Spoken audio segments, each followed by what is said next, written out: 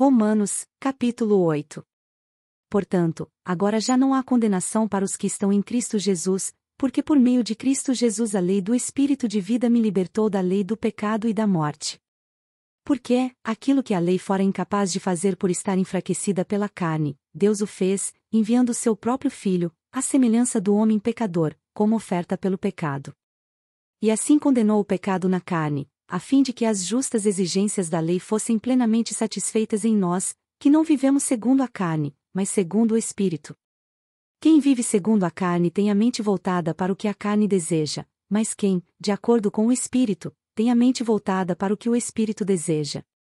A mentalidade da carne é morte, mas a mentalidade do Espírito é vida e paz. A mentalidade da carne é inimiga de Deus porque não se submete à lei de Deus, nem pode fazê-lo. Quem é dominado pela carne não pode agradar a Deus.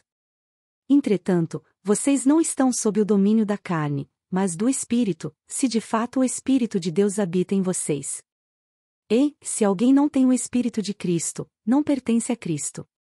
Mas se Cristo está em vocês, o corpo está morto por causa do pecado, mas o Espírito está vivo por causa da justiça. E, se o Espírito daquele que ressuscitou Jesus dentre os mortos habita em vocês, aquele que ressuscitou a Cristo dentre os mortos também dará vida a seus corpos mortais, por meio do seu Espírito, que habita em vocês. Portanto, irmãos, estamos em dívida, não para com a carne, para vivermos sujeitos a ela.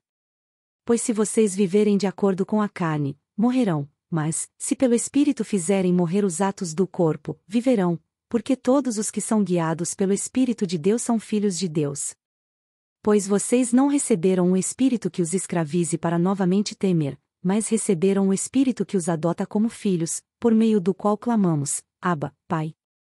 O próprio Espírito testemunha ao nosso espírito que somos filhos de Deus. Se somos filhos, então somos herdeiros, herdeiros de Deus e co-herdeiros com Cristo, se de fato participamos dos seus sofrimentos, para que também participemos da sua glória. Considero que os nossos sofrimentos atuais não podem ser comparados com a glória que em nós será revelada. A natureza criada aguarda, com grande expectativa, que os filhos de Deus sejam revelados. Pois ela foi submetida à futilidade, não pela sua própria escolha, mas por causa da vontade daquele que a sujeitou, na esperança de que a própria natureza criada será libertada da escravidão da decadência em que se encontra para a gloriosa liberdade dos filhos de Deus. Sabemos que toda a natureza criada geme até agora, como em dores de parto. E não só isso, mas nós mesmos, que temos os primeiros frutos do Espírito, gememos interiormente, esperando ansiosamente nossa adoção como filhos, a redenção do nosso corpo. Pois nessa esperança fomos salvos. Mas, esperança que se vê não é esperança. Quem espera por aquilo que está vendo? Mas se esperamos o que ainda não vemos, aguardamo-lo pacientemente.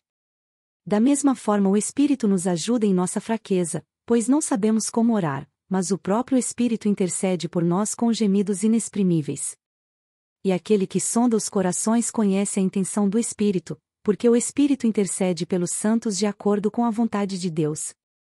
Sabemos que Deus age em todas as coisas para o bem daqueles que o amam, dos que foram chamados de acordo com o seu propósito. Pois aqueles que de antemão conheceu, também os predestinou para serem conformes à imagem de seu Filho, a fim de que ele seja o primogênito entre muitos irmãos. E aos que predestinou, também chamou, aos que chamou, também justificou, aos que justificou, também glorificou. Que diremos, pois, diante dessas coisas? Se Deus é por nós, quem será contra nós? Aquele que não poupou a seu próprio Filho, mas o entregou por todos nós, como não nos dará juntamente com ele, e de graça, todas as coisas? Quem fará alguma acusação contra os escolhidos de Deus? É Deus quem os justifica. Quem os condenará? Foi Cristo Jesus que morreu, e mais, que ressuscitou e está à direita de Deus, e também intercede por nós. Quem nos separará do amor de Cristo?